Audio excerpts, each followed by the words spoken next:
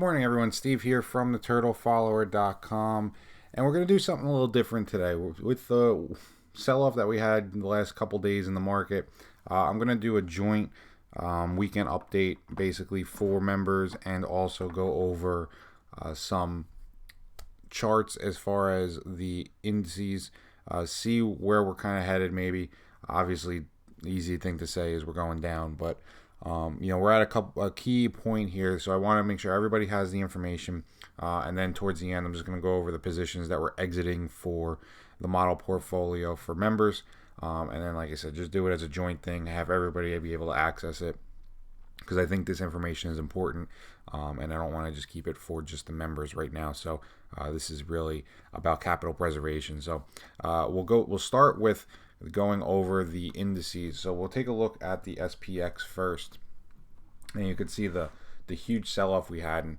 and what we're looking at here is what's essentially happening is we're breaking down from this consolidation.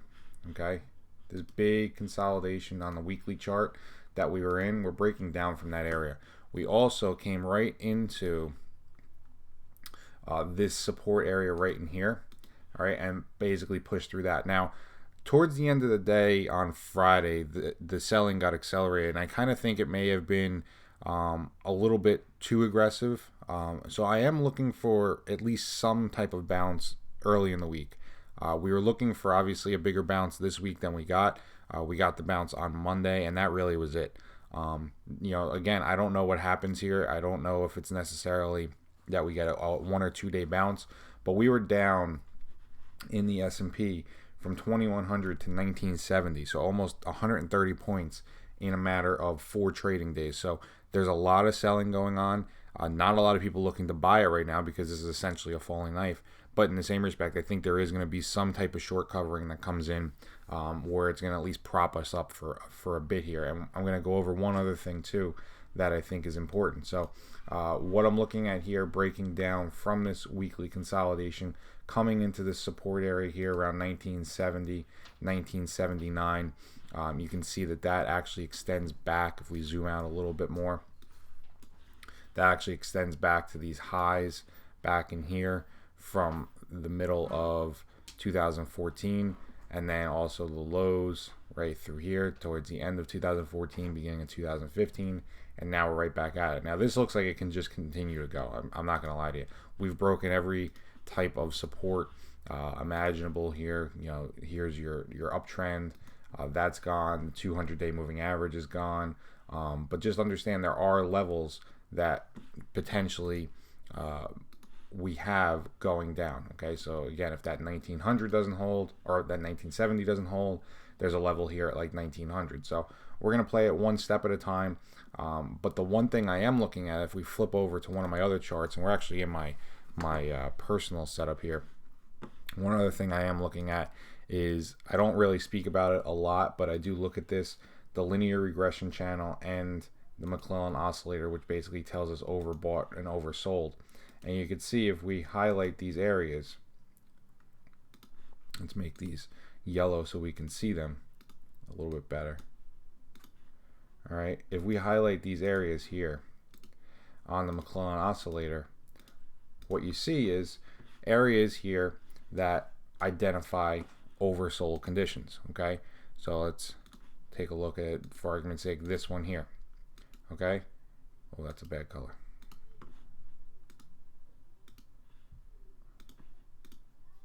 All right, this one here, okay, right back here, 310. You can see it provided a bit of a bounce. Next one, okay, a small bounce here on 5.6, but not much. Okay, that relates right into this area. All right, the 310 was right in here. All right, next one. All right, right up here, here's this little doji bar, and again, provided a day or two of a bounce. Next one that came into this level.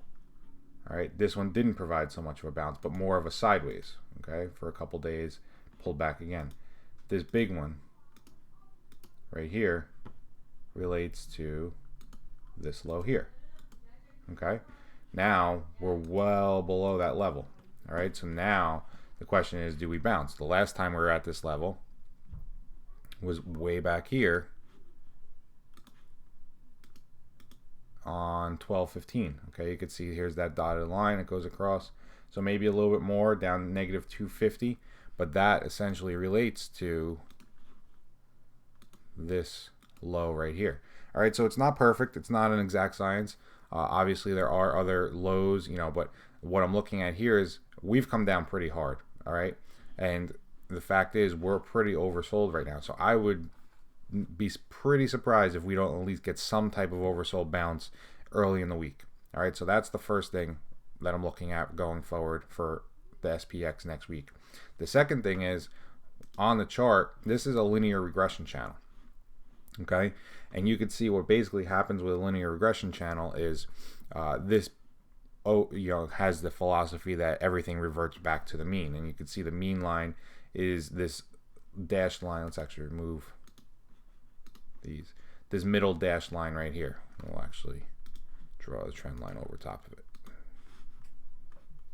Okay, here's the median basically, and you can see how all the trading basically consolidates around that line. All right, it always reverts back into the channel and so on.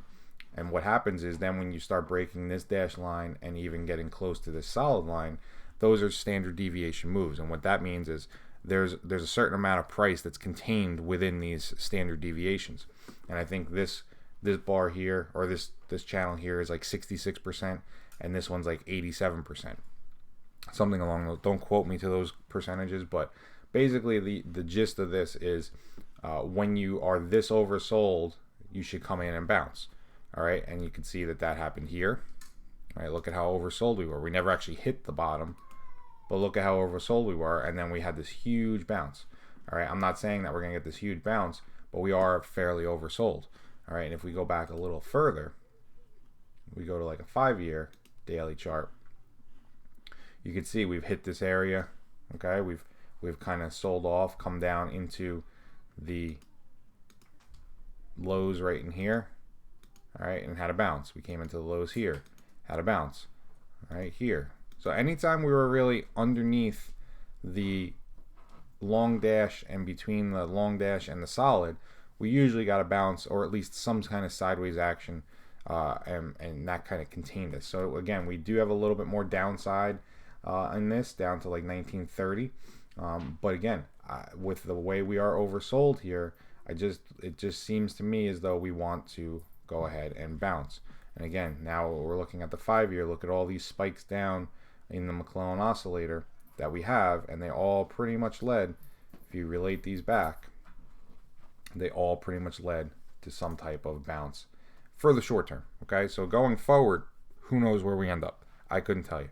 Next week, I gotta believe that we bounce at least, at least a little bit, and at least maybe, if not bounce, then stop going down. If we take a look at the rut, similar situation. Okay, the rut coming in,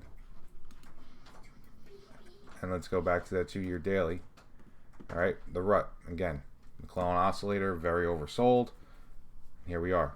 All right, pulling into some key support areas. The NDX, NASDAQ 100.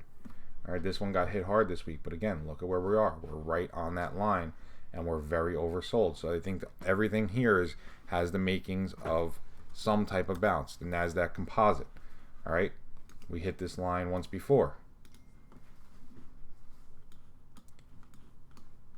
And again, we got this huge bounce. I'm not saying that's happening. Okay, I'm not predicting that we all of a sudden V-shaped reversal make new highs. I don't think that happens here, because this time we have a lot of people that bought in this huge consolidation here that are now acting as resistance. So I don't think that happens, but I do think that maybe we can get back to 48, 4900. All right, have some kind of bounce. But again, we're oversold across the board and essentially sitting on some key support in the way of the oscillator. I mean, the Dow Jones, DJI. All right, this one just got rocked this week. All right, down almost 1,000 points this week. All right, that's not something that you just happens overnight and you don't at least get some type of oversold bounce. All right, and if you don't get an oversold bounce, then that's very key to saying, well, this could go a lot lower, a lot quicker. All right, but here you can see we broke this key support, 17,150. All right, now we're coming in right around here, 16,350. All right, that's another key area. But again, look at these oversold bounces. Look at these, oversold conditions. You can even identify a couple of them real quick, and they all essentially lead to some type of at least short-term bottom across the board every time it comes in here. Okay, so this is something I like to look at. Again, we're in my personal account. I don't go over it very much with you guys, just because it's a little bit out there. I'm not very much into the technicals, so, and I'll be completely honest with you, I don't know the exact reasons why the oscillator works, and I don't know the exact reasons why the linear regression channel works. This for me is just a little bit of a roadmap to say, hey, you know what, maybe we are getting a little oversold, and that was one of the reasons I thought we were going to bounce last week. Was I was looking at this, and again, seeing that we're sitting on this line, saying, hey, you know what, we've come down to this line many times before, and that's usually been the bounce point. This time it wasn't. All right, so if we go back to the actual grid itself, we'll take a look at the normal, at the futures contracts. All right, so the ES. All right, again, you can see just completely sold off hard, but again, coming right into the support area here of 1970. All right, and then if not, you have another one a little lower around 1950. But again, definitely a broken stock right now, or at least index. All right, so again, here on the weekly, you can see 1975 and then even 1950.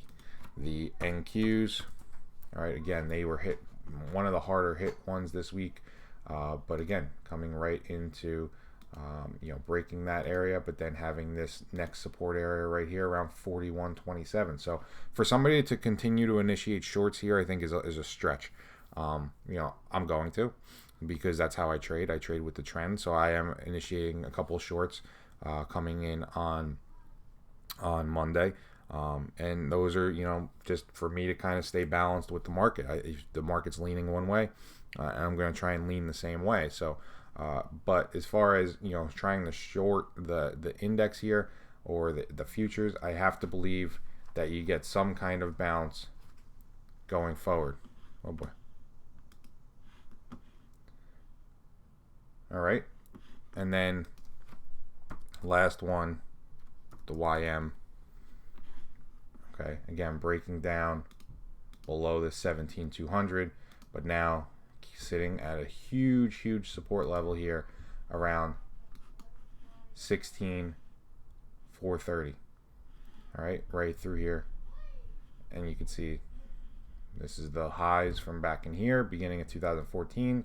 The lows from 2014, and then right now we're back in here, so I gotta believe that we bounce at some point. And then again, the TF,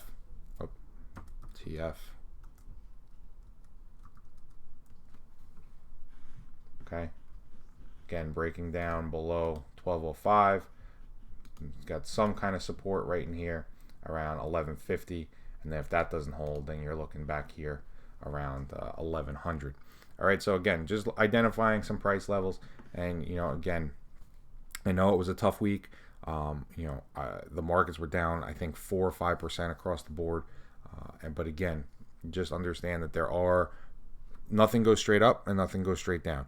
All right, when it goes down, it feels a lot worse than when it goes straight up. Trust me, I know, but I do think that we're at a key area that we need to at least see a bounce. After a 1,000-point decline in the Dow, after a 5% down move in most of the indices, where we have this Mcclellan oscillator that across the board is extremely oversold, that usually leads to bounces. Linear regression channel, we're sitting on the standard deviation move that usually contains, I think it's 92 or 3%. I know I said 87 before, but I think it's even higher than that. I think it's like 92 or 93% of the moves.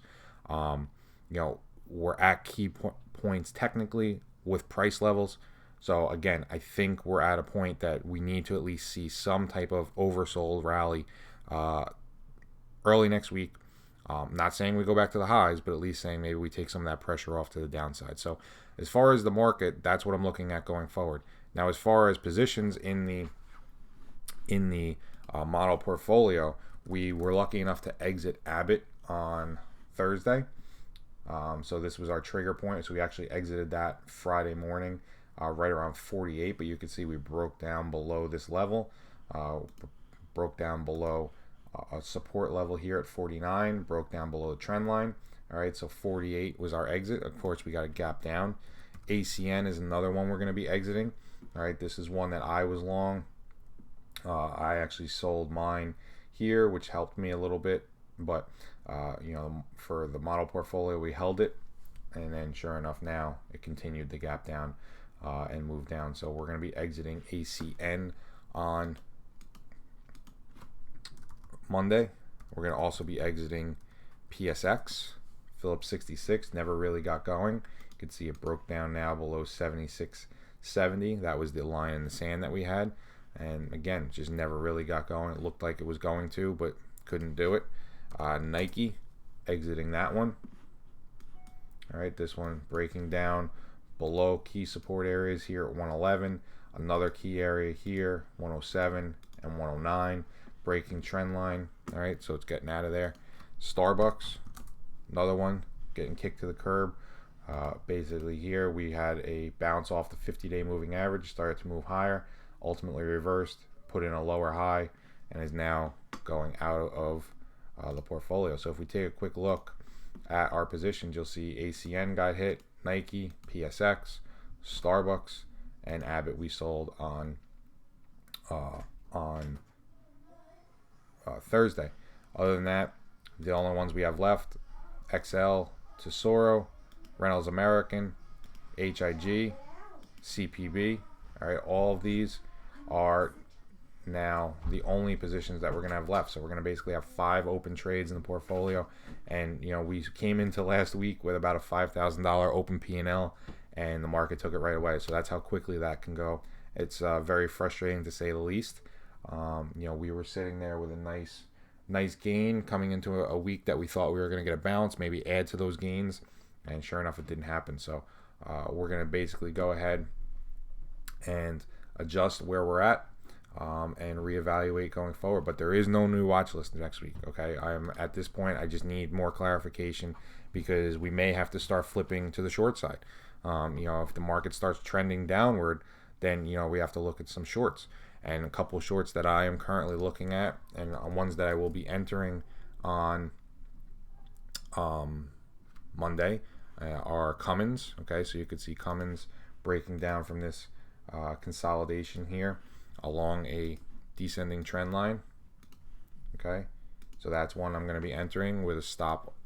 Basically, if it trades back above 130, then I'll be getting out of that trade. But you could see on the weekly chart too, breaking down from this larger area here. Okay, right here, that huge support area right around 126, 120, and it's breaking down below both of them. Another one, PX, Praxair Inc. All right, this is another one that is breaking down here. You can see the weekly consolidation.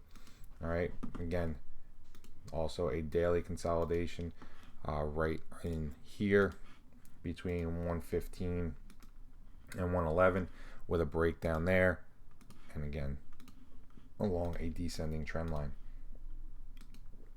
Okay, so again, it's probably a stretch to the short side. I'm honestly, what I'm hoping for is a nice bounce, like come in Monday morning, have a up 20 point type of rally opening, because it seems like a lot of the moves are happening overnight. Maybe be up 20 points or so on the ES, get a fill in here, maybe around 109 or 110, and then that reduces my risk a little bit. PNR, I think, is another one that I'm looking at. Pentair. All right, a lot of industrials on the board. Okay, you could see weekly consolidation. All right, breaking down from that range. Also, you can see I have my order set right in there, and I keep my orders small. All right, no reason to get overly large here, but basically something like this with a stop right around 62.80, and there's your trend line. Okay, right through there.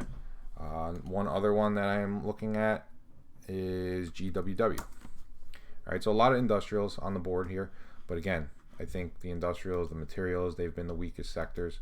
All right, but you can see a breakdown there from weekly consolidation. You can even see it has a little bit of a declining trend line in place with it.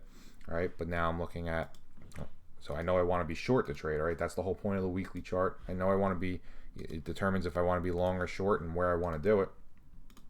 And there you can see the weekly, or the daily consolidation with a stop there around 230, entering at around 211. All right, so again, small positions.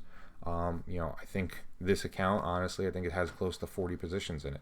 But they're all small, and basically what that allows me to do is no trade is more important than the other, and that allows me to just take small gains here and there, be aggressive with it, and just continually bring in some income. So that's how this account works. That's why you see such small accounts. These aren't, or sizes, these aren't meant for investments. I may hold these for 20 days, 10 days, but basically it's just a short-term, very short-term account. A couple other shorts that I'm in are Win. All right, you can see where I got in there. Walmart. All right, again, breaking down. Garmin. MJN, which is Mead Johnson Nutrition. All right, so just again, and you can see how quickly I'm trailing my stops. All right, so this is where we are. Now stop's going to go down here, okay, because we're accelerating to the downside, and I want to capture as much as possible. All right, so again, these aren't meant to be long-term trades. That's how I trade in this account. Other accounts are different. So we'll see how it plays out. But again, I'm not having any watch list for next week just because I don't know which way we're headed. At this point, I want a little bit more clarification because a lot of people have made this sound like this could be the next big correction, the next 20-30% correction. And if that's the case, I want to make sure that we're on the right side of it, and that's being short, not long. All right, so that's it for today. Again, just a joint one, just for everybody to get the same information. I think it's important, especially in times like this, that capital preservation is key. Don't try and be a hero. If you want to short, just understand what you're getting yourself into. If you don't know how to short, paper trade it. And we can look for next week, but I'm not really looking to play the hero this week. All right. Other than that, have a great week, guys, and we'll catch you for next week. Take care.